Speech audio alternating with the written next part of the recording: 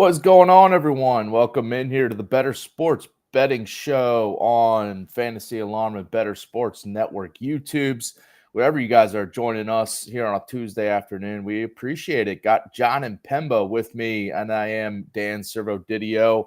How are you doing, John? Ready to talk some sports? We're covering a little bit of everything on today's show. Yeah, we got a lot to talk about. Obviously, there's hockey, basketball, college basketball, coming off of a doubleheader Monday Night Football game, which was a wild way things ended there. I didn't think many of us were expecting exciting night of football, but it turned out to be that way, the way it finished.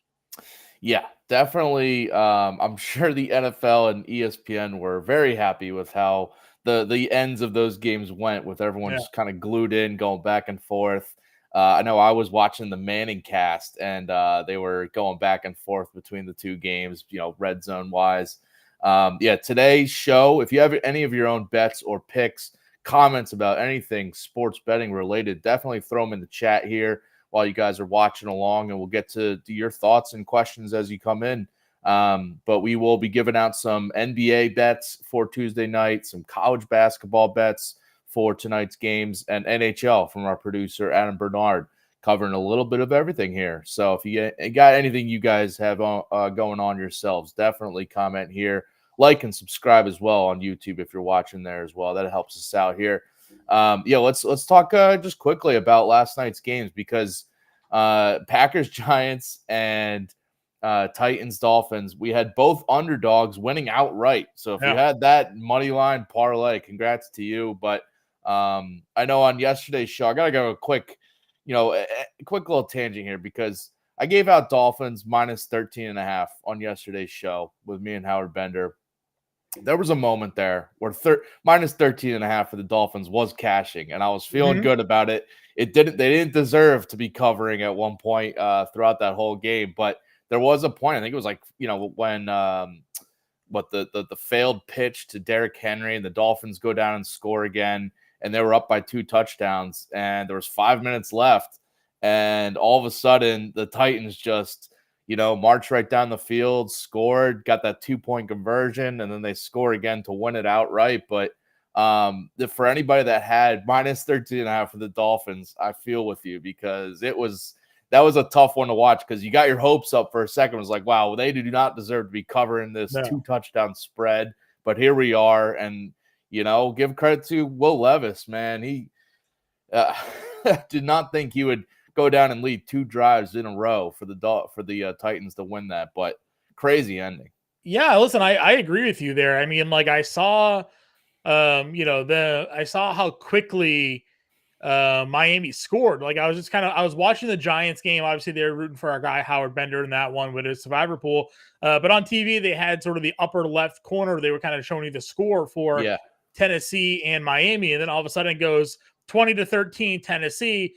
And then I looked away, and then all of a sudden I looked back up and it said 27-13. It's like, oh no, what do we get? What just happened there? Yeah. Very quickly went from a tie game to a 2-score game there. And I just expected that one to be over. And then all of a sudden I get an alert on my phone because I have DeAndre Hopkins on some leagues. It's like DeAndre Hopkins touchdown. It's like, oh, garbage time touchdown. Like, they'll go down, they'll probably an onside kick it, miss it, and that'll be game. Next thing you know, they're making defensive stops. Will Levis hitting DeAndre Hopkins on a big play down the middle of the field, sets them up, and then Tajay Spears makes a nice play as well. All of a sudden, they're down in the red zone. It's Derrick Henry time, and he runs in to score. I was like, where in the world did this come from? The Tennessee Titans, a team that's offense has largely sucked all season long, just moving the ball at will here in the 2-minute drill with Will Levis leading the way. So, but it kind of mirrored like the way the Packers game ended too, right? Like, you have that muffed punt issue there for the Saquon fumbles, and then you also have the Packers player or the Giants player getting hit on the punt, and these turnovers all happen. Now all of a sudden the Packers go up, and you're like, that's probably it. Like, what's DeVito going to be able to really do here? And then Wan'Dale Robinson's just wide open, middle of the field, crossing across, makes this huge play and gets them down in field goal range. So, 2 young, unproven quarterbacks making plays to win their team's games. It's impressive. Tommy DeVito, he pulled it out for the Giants there, and his agent going viral in the stands. his family and his agent going viral. Yeah, listen, from a betting perspective too, the Giants plus the 6 and the Titans plus the 13.5 or plus 14, whatever, was definitely the right sides to be on in those games. And Yeah. for a moment, as I said, it looked like the Dolphins might cover, and it looked like maybe the Packers will pull out the win, but the Giants would still cover. But but both the Giants and the Titans both were the better teams in those two games and deserved a win. When And those games are tied, I live bet Giants plus 3.5, Dolphins minus 6.5, ooh, and I thought I was doing good that should have cashed. until I wasn't. So that was unfortunate timing. The way the Dolphins game ended for sure. I don't know if you saw the viral tweet going around there. The guy who did the first touchdown bet nailed the first touchdown for both games. He had Dolphins defensive touchdown as the first touchdown Oh, in wow. the Dolphins Titans game, and then Jaden Reed touchdown as the first touchdown of the game for the I think it was Jaden Reed like rushing touchdown or whatever it was. Turned like $50 into like 75 grand. Those people out there just nice lives. Lives. That must be nice. And yeah, I don't know if he wants us to mention it or not, but yeah, Howard Bender did have a He put it. He put it in the Discord that he won the Survivor pool. He didn't say how much it was for, but nice little take home he for will. our guy Howard Bender. So I think you have probably been on the shows with him where he's been kind of slow playing it, saying his friend, has a survivor going. But yeah, he was talking on yesterday's show how he'd be pulling for the Giants and gave out the Giants plus the 6. So congrats to him on getting that win there for the betting. But yeah, if you won any survivor, on the fantasy side of things, obviously people are clinching playoff spots or getting knocked out of playoffs. Yeah. So he had such a wild run in that Survivor pool. 7 people going into this week. 3 take the Steelers, 2 take the Texans, 1 take the Packers. He took the Ravens, who went on a punt return touchdown in overtime and managed to get all other 6 teams knocked out. So yeah, the Giants and Steelers both win as underdogs in those games. Crazy. And yeah, the Ravens easily could have lost that game, which is wild. So crazy wrap up to week 14. But we turn the page to tonight, but also to this weekend. Tomorrow's show, me and Howard will be giving out some early leans for the upcoming weekend of games. And obviously later in the week, we'll give our bets and picks out for the weekend. So but let's turn to tonight. As I mentioned, we got NBA, college basketball, and NHL all on tap here. So between the three of us two, and our producer, Ann Bernard, we're going to be giving out some picks here for all of tonight's action. So let's start with NBA. Yep. In-season tournament over. Just, regular season games here. But you have some picks and props for tonight's slate, which is a little bit bigger than I think we're used to on Tuesdays. But yeah, what do you got going here? Yeah, first play I'm going to give out here is Derek White over 22.5 on his points, rebounds, and assists prop here. He's gone over this total now in 6 straight games. He's also going over 7 of the last 10 as well. He's someone that plays 30 plus minutes in this shortened Celtics rotation. They really don't go too deep into their bench, and he fills out the stat sheet. He can score. He can give you assists, rebounds, blocks, steals. I mean, he's been a really great player for the Celtics since they acquired him for what was Romeo Langford and basically some late round picks, which didn't amount to much of anything here. So probably one of the better, more lopsided trades. I think when this one's going to be all said and done here, now that Romeo Langford's playing for like the Salt Lake G League team, that the way Derek White is a contributing member of a deep NBA roster here. So getting him tonight against Cleveland Cavaliers, more or over than the 22.5. PRA for him. Again, he's gone for 36, 30, 32, 24, 30, and 25 over the last 6 games. So a really good spot for Derek White tonight. Yeah, and he's a guy that's obviously really benefited this year from Marcus Smart not being over there in Boston anymore, and White just taking on the bigger overall role in that backcourt. So love that call. Yeah, next play I got for us here. I'm going to stay in that game. We're going to go with Sam Hauser over 2.5 threes. Now, this is their swing man off the bench. He plays anywhere from 19 to 22 minutes a night, but he's purely out there to shoot threes. Pretty much all of his shot attempts this year come from the 3-point line. He's gone over this total in 3 of the last 5 games. And he had a stretch there earlier this season where he went over in like 6 straight. Again, he just comes off the bench, takes 5 to 7 shots. They're all 3-pointers.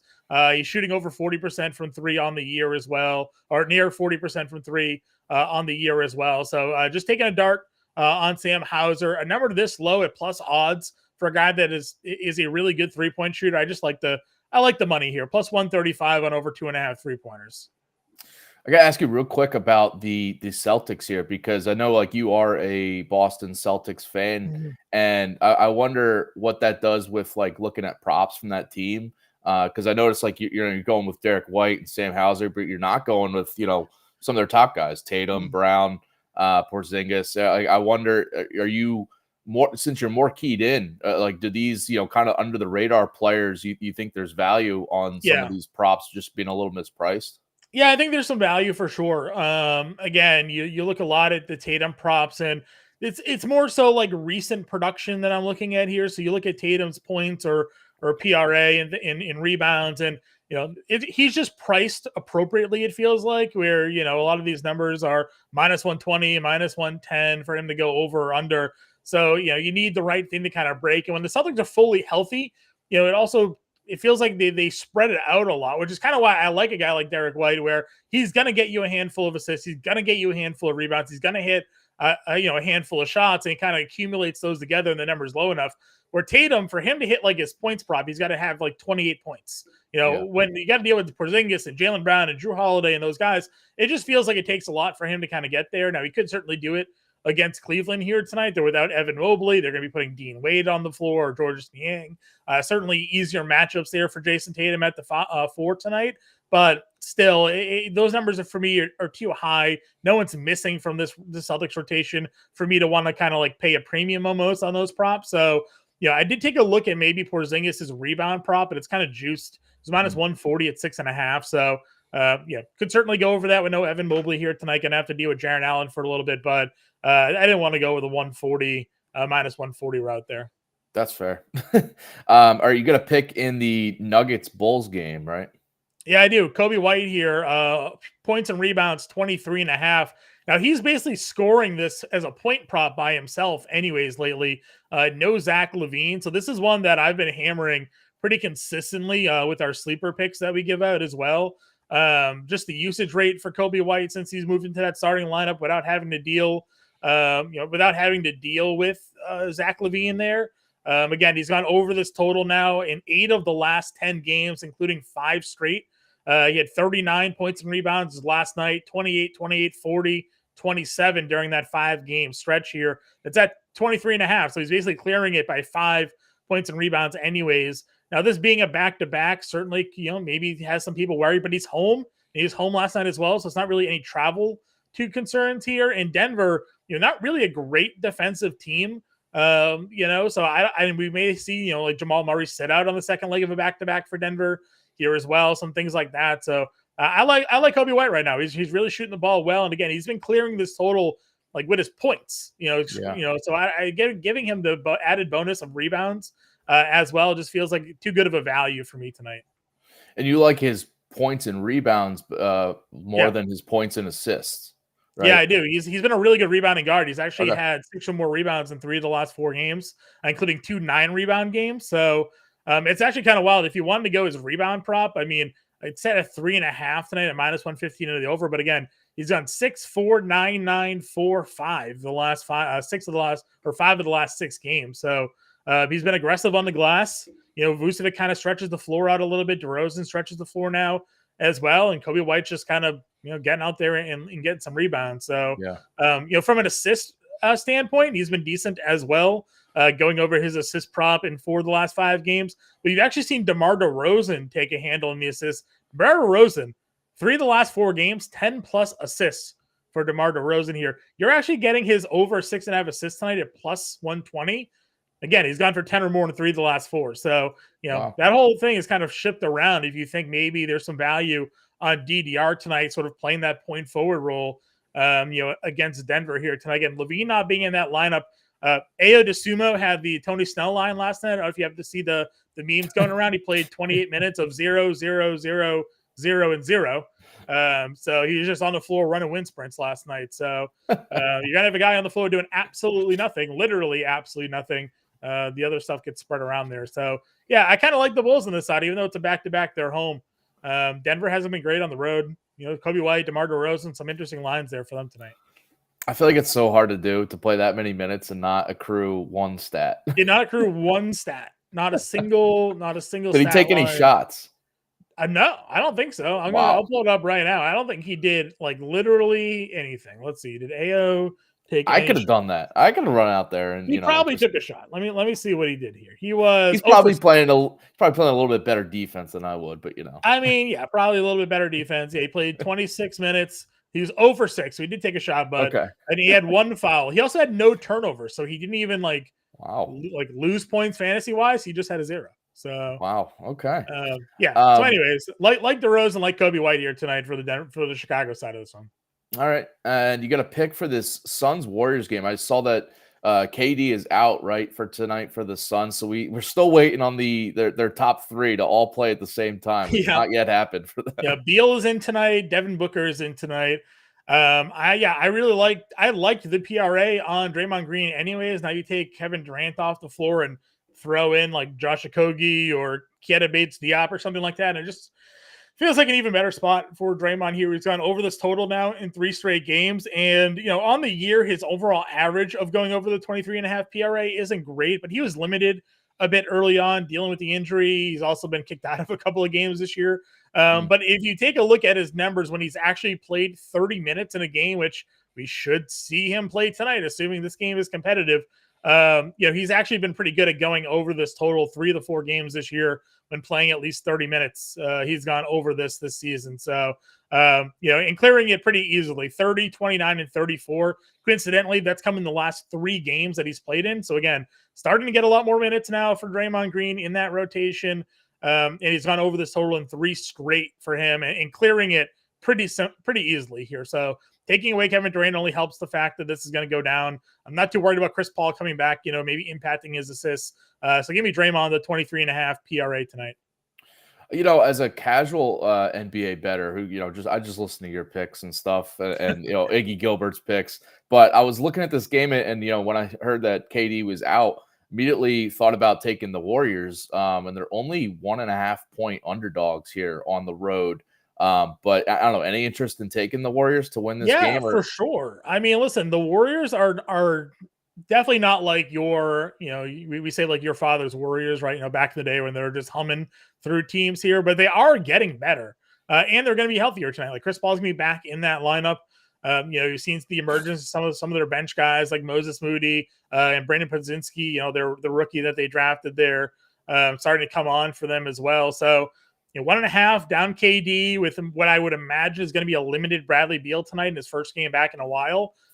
Them being on the road, I guess, is the main concern. They really haven't been a great road team this year. And that's kind of dated back to last year as well. They were not a great road team. But sure, why not give it, they're the healthier team. Klay Thompson's starting to play better. Draymond's there. So yeah, I don't mind taking the 1.5 for sure. All right, and then you got one more pick here for your last prop of the night. Yeah, so Taurean Prince is kind of an interesting case because if you're not like LeBron James or Anthony Davis on the Lakers, even D'Angelo Russell lately to some extent has had some problems with just like usage rate and overall involvement. It is largely like a 2-man show, and the rest of the team is sort of just there as ancillary pieces. But Taurean Prince right now, you get his rebound prop tonight. I think it's like -115. -120 depending on the books. I think the one I looked at had it at -130, but 2.5 rebounds. This is a number that he's gone over in 7 of the last 10 games.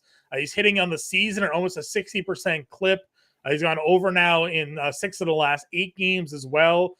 It's just 2.5 boards for a guy that's out there generally for like 30, 32 minutes a night, hangs around the wings, but he gets those rebounds. He's being a power forward, small forward for them, depending on their rotation that they run out there. So don't mind the spot for them here for him this evening in their matchup to grab some rebounds tonight against Dallas. So again, you only need 3. It's gone over that total, a couple of times now in the last 7 games. So Prince over 2.5 rebounds to me. I had looked at Cam Reddish for 2.5 rebounds as well, because he's not another one that is just kind of out there playing a lot of minutes for them, but he's juiced at -160.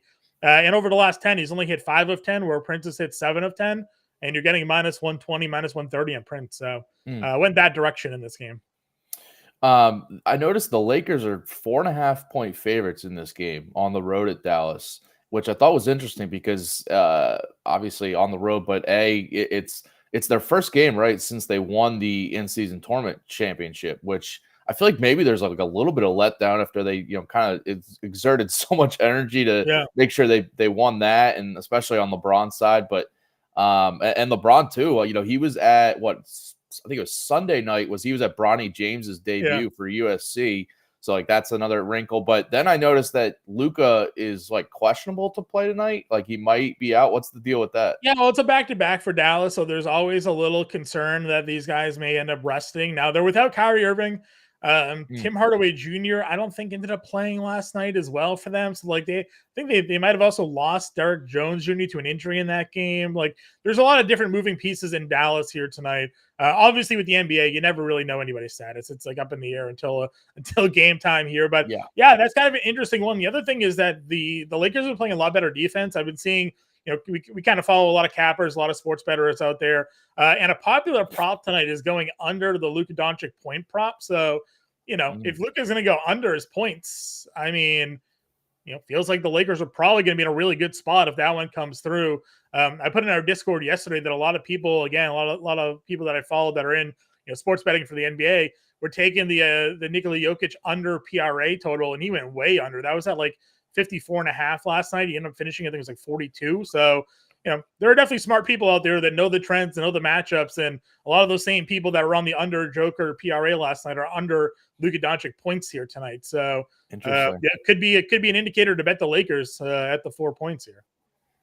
Yeah. Or take the under on Luka's points again. Or just take the under on the Luka points too. Yeah, exactly. Or maybe an under in the whole game if you think it might be a little defensive from the Lakers here. All right, so those are some NBA bets and props. Coming up after us at 5 p.m. Eastern? 5 o'clock. Grande and myself, 5-game NBA slate we're breaking down here. Sweet, yeah. DFS, get those picks, and I'm sure they'll be giving them thoughts on every player if you're thinking about other props for other players. So, stay tuned for that. And get in our Discord. We're always in there throwing things around, so check it out. Yeah, on that note, get the Fantasy Arm All-Pro subscription if you haven't already, because you get access to the Discord where you can get your live questions about lineups, about players, about strategies for DFS, for season long, for any sport. We got you covered in the Discord and at just at fantasyalarm.com. We got tonight bets for from Iggy Gilbert for NBA. We got NHL DFS, NBA DFS, college basketball DFS. We got it all covered. Waiver wire articles for fantasy football if you guys are in the playoffs now for fantasy. So jump on it now if you haven't already. Scan that QR code right there.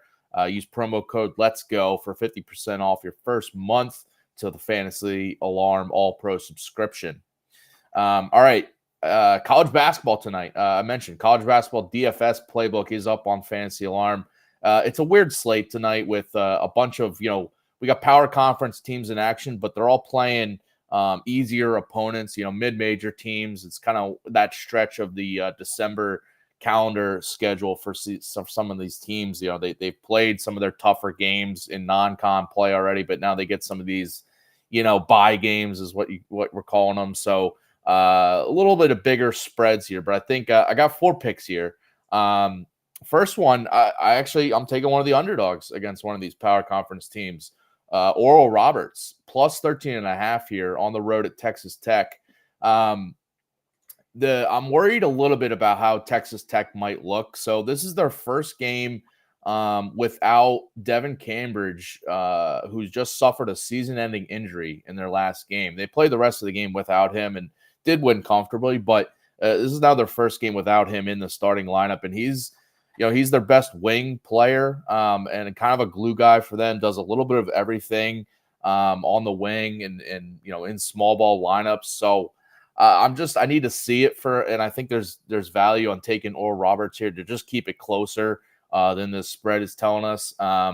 Overall this year, though, we've seen Texas Tech, they're only 2-3 against the spread as favorites this year, and they're 0-2 against the spread when favored by less than 20 points, which is what we have here. So they haven't really lived up to just blowing teams out like other, top tier power conference teams. They're just kind of, skating by some of these lower tier teams. And Oral Roberts, on the other hand, they're 2-0 against the spread against their two power conference teams they faced this year, Kansas State and Texas A&M. They played them a little bit tighter than expected in both those games. So I think they're going to come in here and they're not going to back down from this road matchup. They have it's a veteran team with a lot of senior leadership on that team. Isaac McBride, Kareem Thompson. These guys are, they've been around the block and they have not backed down in recent years, and especially this season against, better opponents. So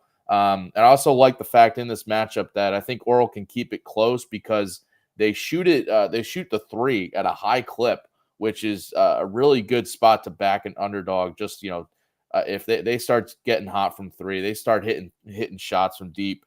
They're live in this, honestly, to possibly pull the upset. But I just like getting the points here because Texas Tech's defense on the other side of that is vulnerable from 3-point range. They have not defended the three particularly well game to game this year. So I think Oral Roberts can, if they can hit some of these threes, I know it's on the road, it's always risky, but I think they're going to be keeping it close here. So give me Oral Roberts plus the 13.5.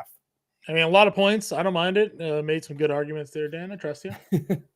The other, we know another big favorite here, and I'm going with the favorite, is NC State minus 19.5 on BetMGM.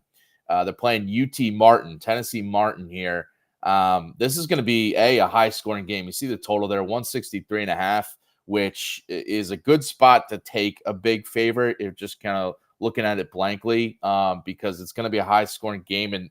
And UT Martin is a team that plays at one of the fastest tempos in the country, but it plays right into what NC State likes to do. They like to play fast too. They're an up-tempo offense, and I think they can build a big lead here with the fast-paced back and forth environment. If UT Martin starts missing shots multiple possessions in a row and NC State just kind of pulls away, I think this should be a 20-point win or more, especially because this year NC State is 2-1 against the spread when favored by 20+ points this year, and they're 3-1 against the spread as double-digit favorites this season. And on the flip side, you got UT Martin, who they're not a great team, but they're 1-3 against the spread as underdogs this year, and 0-2 against the spread as double-digit underdogs this season, and that includes their only matchup against a power conference team earlier this year was against Mississippi State on the road,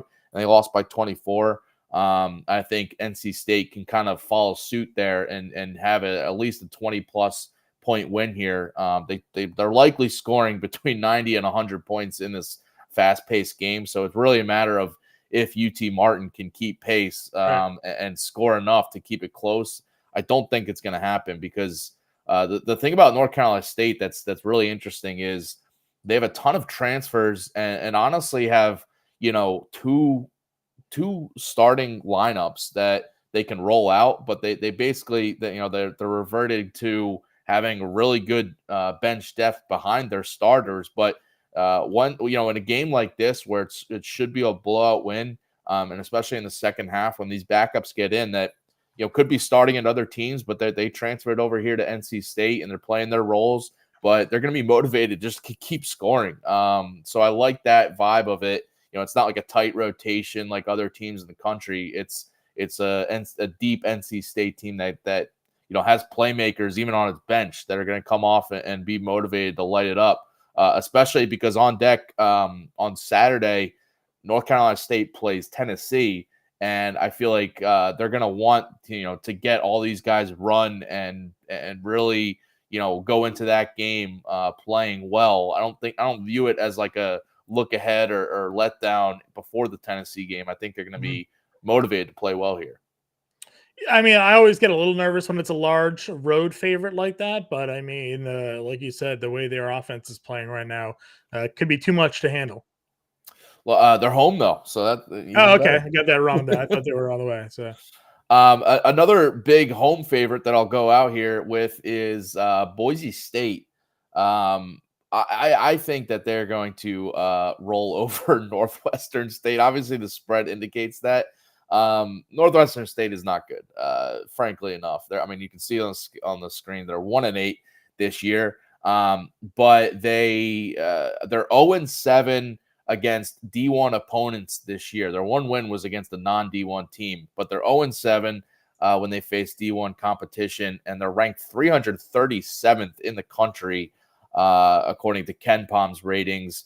And when they faced three teams, so they faced three teams that are basically better or on par with Boise State this year.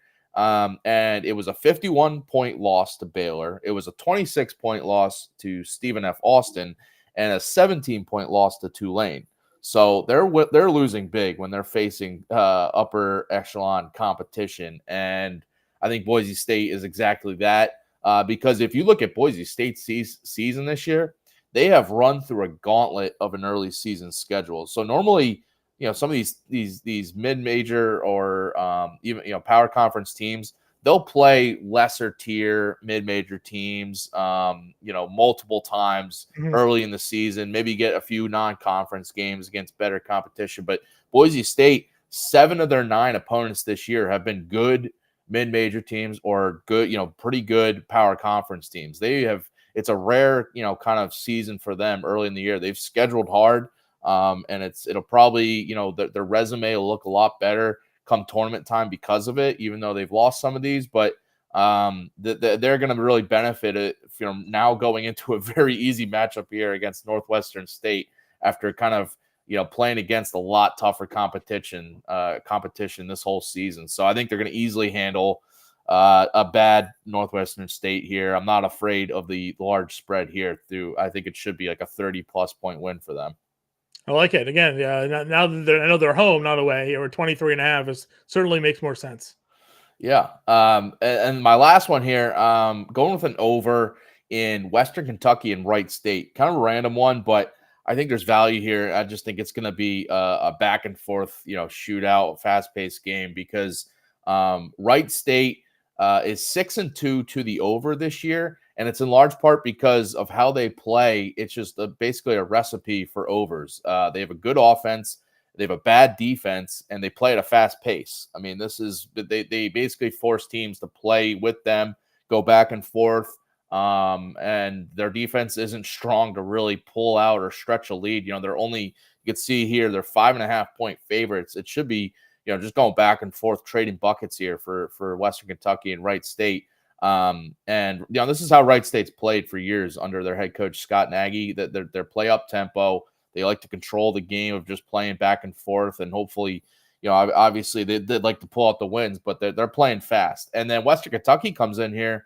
They run the 4th fastest pace in the country this year. They're playing faster than Wright State. They're not as good, but they're playing quick, and they continue to play in up tempo games basically every night.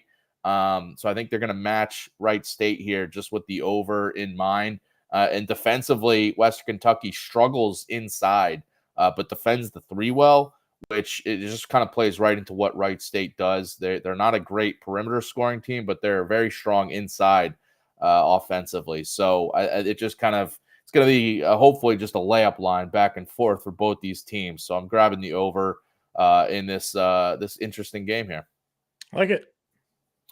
All right, so that's some college basketball. Again, if you want some more college basketball, I got the DFS playbook up on Fantasy Alarm. And again, in the Discord, me and Pete Cole help you guys out with building those lineups every night. All right, let's bring our producer Adam Bernard because we got to wrap up today's show with some NHL. I know he's got some NHL picks for tonight's slate. It's a decent sized slate for hockey. So what do you got here, Adam?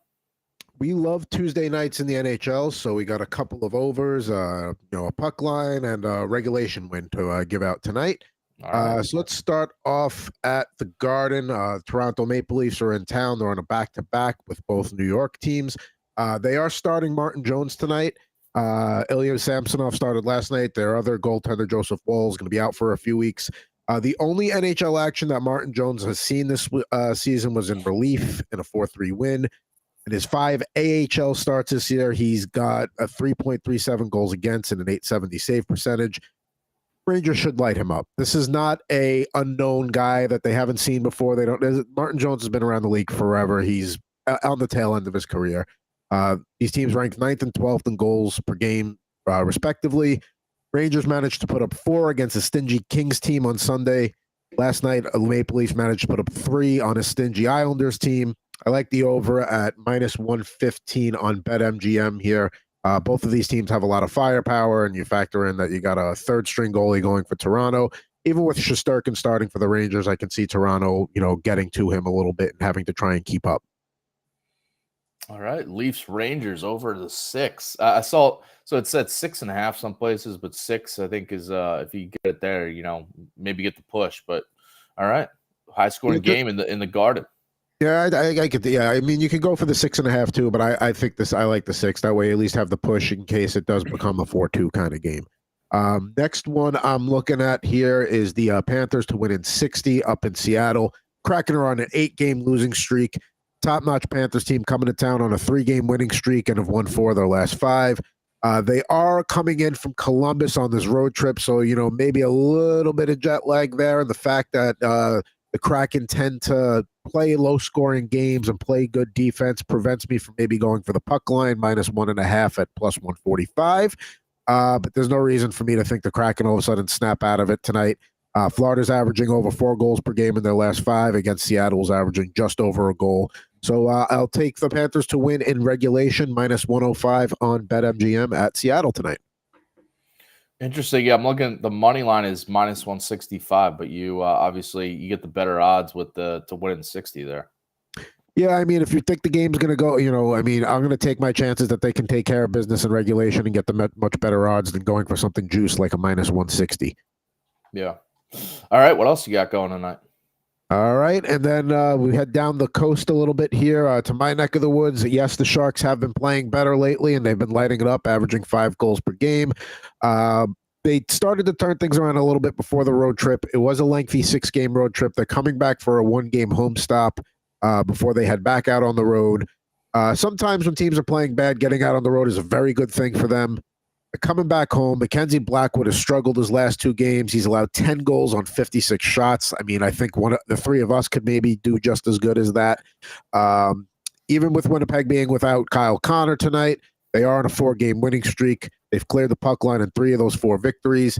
Lorraine Brossoit looked fantastic his last time out. He's going to be starting for Winnipeg tonight, stopping 42 of 43. The Jets have only allowed more than 2 goals twice in their last 11 games. So that's why I'm opting for the puck line at -1.5, +120 on BetMGM versus the regulation bet that you can get at -120. Love it. Yeah, I love the puck line plus money if you can get that instead of obviously the money line is -200, so that's not even worth laying that.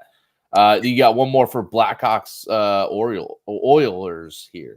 Blackhawks Orioles would be an impressive one to watch. Are we playing baseball or hockey? Because either way, I would like to see the odds on that. But yeah, I mean, the game of the night is up in Edmonton. It's Connor versus Connor, with Bedard making his first trip to McDavid's home.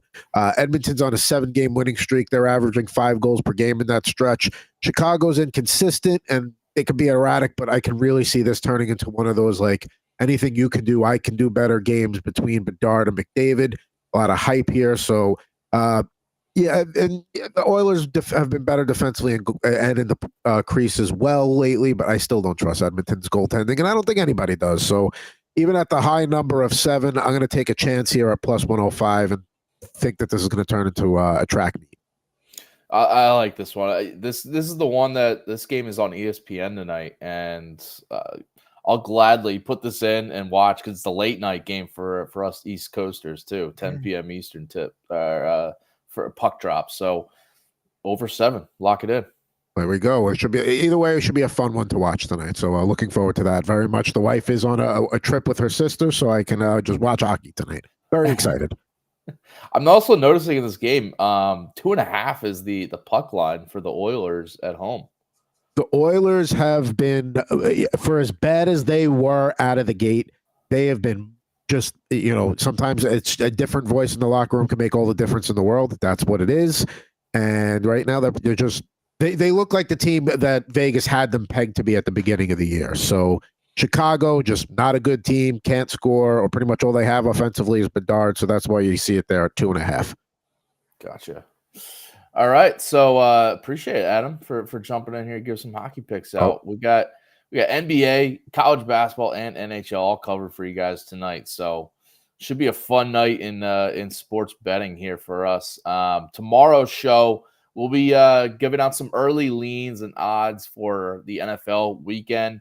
Also, probably talk some more, picks for the night in college basketball, NBA, NHL, anything we got going on. Appreciate everyone tuning in here. John, thanks, man. Enjoy the NBA DFS show coming up next here. James Grande and Impemba 5 p.m. Eastern on NBA DFS Live. So stay tuned for that. And we'll see you guys tomorrow. And enjoy tonight's games. Later.